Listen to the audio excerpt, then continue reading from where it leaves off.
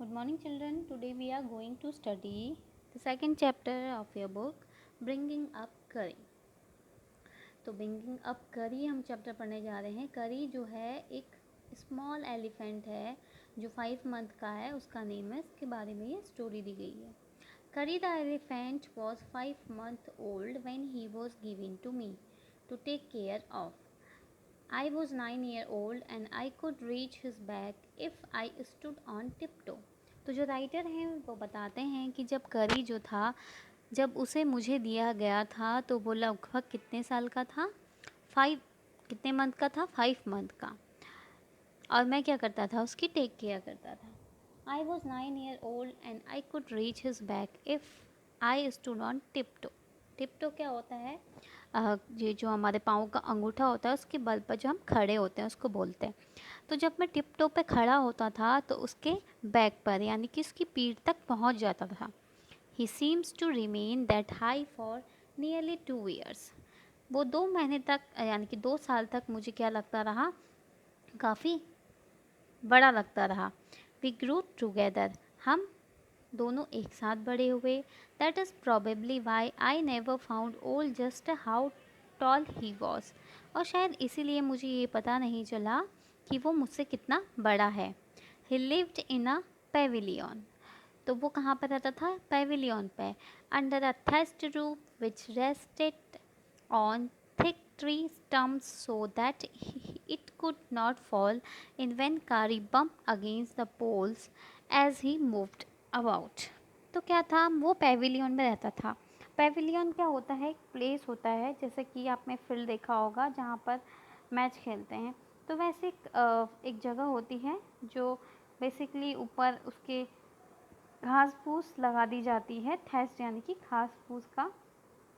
और उसकी क्या किया था? नीचे जो एलिफेंट था उसके रहने की वो जगह बना दी थी. तो बताया यहाँ पर राइटर बता रहे हैं कि वो कहाँ पर रहता था? Under the thatched roof which rested on thick 3 stump. और उसमें क्या थे? 3 स्टम्प लगा रखे थे, यानी कि 3 लकड़ियाँ लगाई थी और जो काफ़ी क्या थी? मजबूत थी. और जिसमें क्या किया जाता था? which rested on thick 3 stumps so that it could not fall in when Curry bumped against the pole as he moved about. और जब भी करी घूमता था वहाँ पर तो वो किसी भी अगर स्टिक को मार दे तो वो नहीं टूटती थी. तो इस तरीके से उनको क्या बनाया गया था? थोड़ा मजबूत बनाया गया था. One of the first thing Curry did when to save the life of a boy. अब जो करी था उसने बहुत अच्छी चीज़ करी थी अपनी लाइफ में. वो क्या थी? उसने एक बच्चे की एक बार लाइफ बचाई थी. करी did not eat much. He nevertheless needed 40 pounds of twigs a day to chop and play it with. तो जो करी था वो क्या करता था? ज़्यादा नहीं खाता था, लेकिन उसे ज़रूरत होती थी 40 पाउंड ऑफ ट्विंग्स, जो टहनियाँ होती हैं पेड़ की, वो उनकी और उनको चबाने की.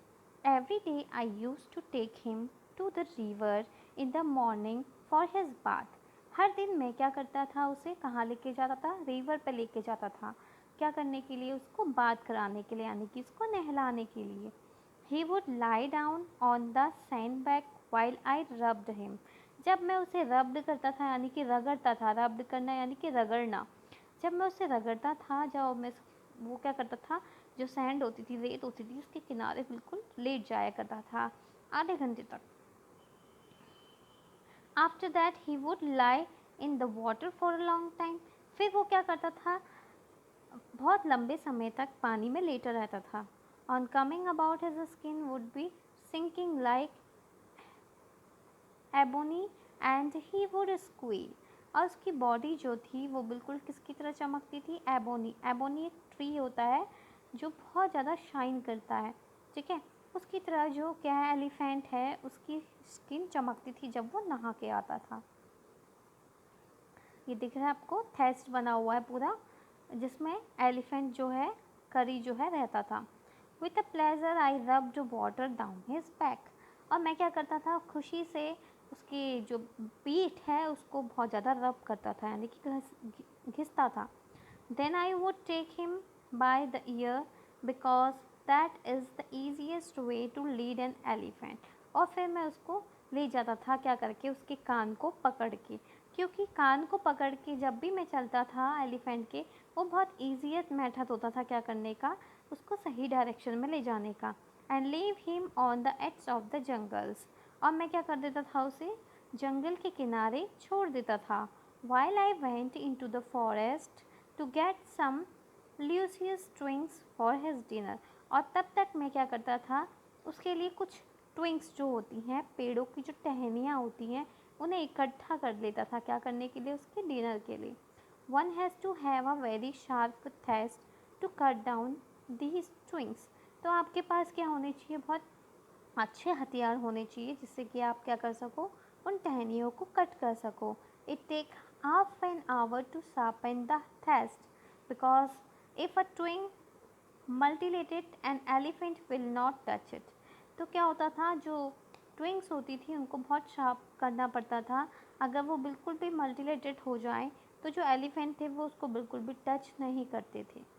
It was an easy job to get twing and spelling for curry, तो ये बहुत अच्छी जॉब थी, ठीक है। मल्टीटेटेड मीन्स होता है ऑकवर्डली, यानी कि बहुत बेकार तरीके से अगर वो होती थी तो जो एलिफेंट है वो उनको नहीं खाता था। अब क्या था, it was not an easy job to get twigs, ये बहुत ईजी जॉब तो नहीं था कि ट्विंग्स को क्या करना, टहनियों को इकट्ठा करना कारी के लिए। I had to claim all kinds of tree, उसके लिए मुझे क्या करना पड़ता था, हर एक अलग अलग प्रकार के पेड़ पर चढ़ना पड़ता था। To get the most delicate and tender twig, क्या करने के लिए, बहुत ही नाजुक नाजुक सी जो ट्विंग्स होती हैं उनको इकट्ठा करने के लिए। As he was very fond of the young branches of the banyan tree, क्योंकि वो बहुत ज़्यादा शौकीन था किसका, जो बैनियन ट्री होता है, बरगद का जो पेड़ होता है, उसकी जो ब्रांचेस होती हैं उनका। Which grows like a cathedral of leaves, जो कैथेड्रल लीव्स के समान क्या करती हैं, ब्रांचेस होती हैं जिसकी। आई वॉज गैदरिंग सम, मैं क्या करता था, उनमें से कुछ इकट्ठा करता था। One spring day in March when I suddenly hear Kari calling to me to the distance in the distance, और मैं क्या कर रहा था, एक स्प्रिंग मतलब मार्च के टाइम पे उन्हें इकट्ठा कर रहा था, तभी मैंने एक आवाज़ सुनी कारी की। मुझे लगा कि कारी कुछ दूरी पर मुझे आवाज़ लगा रहा है। As he was still very young, और हालांकि वो अभी भी बहुत यंग था। The call was more like that of a baby and elephant, और जो कॉल थी ऐसा लग रहा था कि कोई बच्चा एलिफेंट है वो बुला रहा है। I thought somebody was hurting him, मुझे लगा कि कोई उसे परेशान कर रहा है। So I came down from my tree, तो मैं अचानक से पेड़ से नीचे उतरा। And run very fast to the edge of the forest, और मैं कहाँ पे गया, जो किनारा था फॉरेस्ट का वहाँ पे गया। Where I had left him but he was not there, और जहाँ पे मैंने उसे छोड़ा था मैं उसे देखने लगा लेकिन वो मुझे वहाँ पर नहीं मिला।